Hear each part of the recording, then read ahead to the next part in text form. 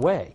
But in fact, honest professors, Catholic and non-Catholic alike, are now saying that the idea of rights goes all the way back to the 12th century and Catholic canon lawyers who gave the idea its birth. And the idea of a right simply means that I have a certain immunity to invasion by you. You can't just arbitrarily kill me or deprive me of my property, things of this nature. That's all a right is, that it would be wrong for you to interfere with me in these areas. And where does this liberating idea come from? From the heart of the Church. Or again, economic science. Did Adam Smith just think of economics in the 18th century? It all just came out of his head. He had this gigantic head, and all of economics just poured out of it. No. In fact, for the past 50 years, what have historians been saying? They've been saying that it was the Catholic scholastics, professors who taught in particularly Spanish universities, and specifically the University of Salamanca, that gave birth to modern economics. They were the founders of economics, not secularists of the Enlightenment. This is now being discovered. On the wall of my office, I have a framed picture of the University of Salamanca. Now, most people would come in and say, "What's the matter with you, man? Why would you, of all universities, pick this one?" It's because I know that this is where economics was given birth. And if you're a geek like me, you're very interested in and you love economics.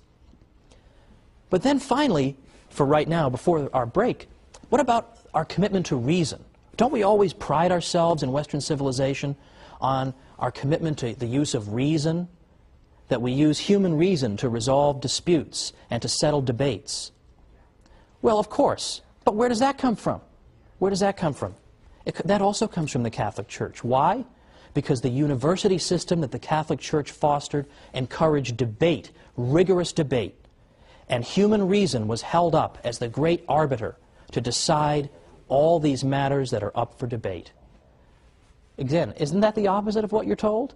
What we're told is that the Catholic Church is an enemy of reason. To the contrary, there has been no greater champion of reason.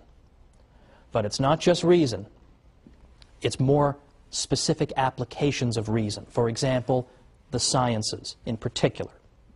The sciences, more than we realize, owe themselves to the Catholic Church. Now, why is that? It's the opposite of what we're told, but believe it or not, historians of the past 50 years have begun to say the Catholic Church is more and more responsible for the sciences. Come on back and we'll talk about this after the break.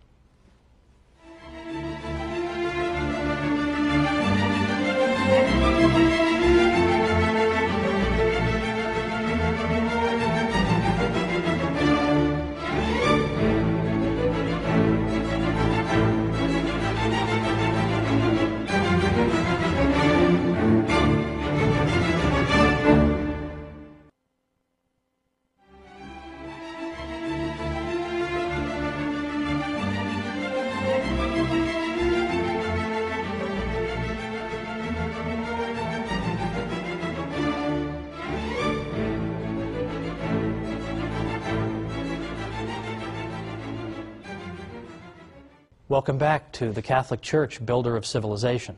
I'm Thomas Woods. Before the break, we were talking about all these areas in which the Catholic contribution to our civilization has been indispensable, but in which it's largely neglected.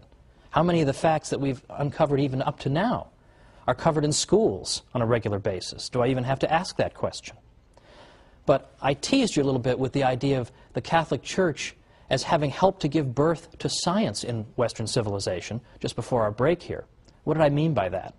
Well, I'm going to tease you a little bit again, because by next time we're going to get into the sciences in real depth, the next 3 episodes, in fact, because here I think we have the aspect of Catholic history that is most often mangled and distorted, and most often used, I think, as a bludgeon with which to beat the Church over the head. And I want to show that this is largely without merit.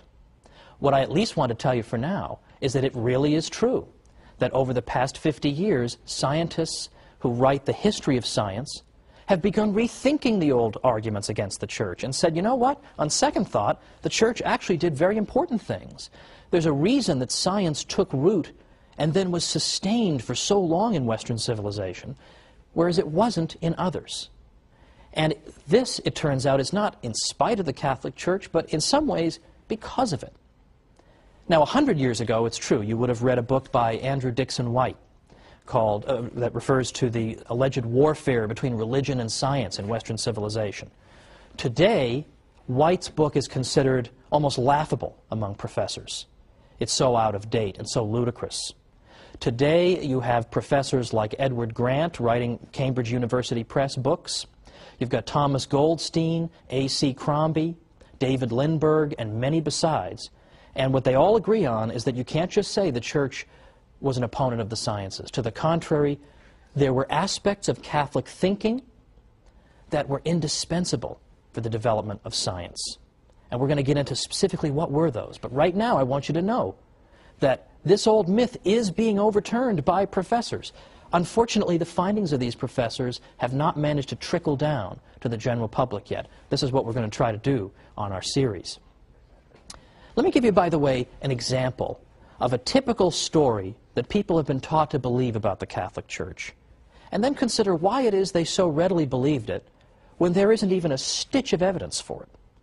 And here's an example that I think even many people in the viewing audience might have believed, that I myself believed. I have no reason to think otherwise. And that's the idea that Christopher Columbus, when he engaged in his famous voyages, was actually seeking in part to prove that the Earth was not flat, but rather spherical. Now, we've all heard the usual story that Columbus was warned.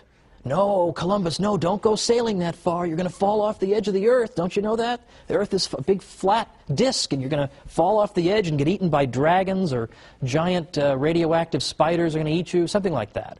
He was warned about all this. Don't do it. Well, he did it anyway, and this goes to show how brave and wonderful he was. Now, I don't dispute that Columbus was indeed a brave and skilled navigator. But Columbus himself, were he here today, would tell you that he was not seeking to prove the Earth was spherical. Why? Because everybody already knew it. Everybody already knew the Earth was a sphere. In effect, no educated person in Europe believed the Earth was flat. That is a myth. That's an almost absurd myth. In fact, just try to go back and find anybody in the history of Christendom who believed in a flat Earth. Just look for them. If everybody believed it, that shouldn't be so hard.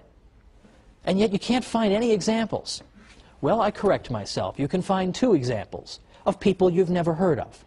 Lactantius, for example, from the late 3rd and early 4th centuries. He had no influence on anybody, and in any event, he was speaking more allegorically than anything else. The other person who seems to have believed it was a 6th century figure named Cosmas Indicopleustes. You ever heard of him? Neither have I.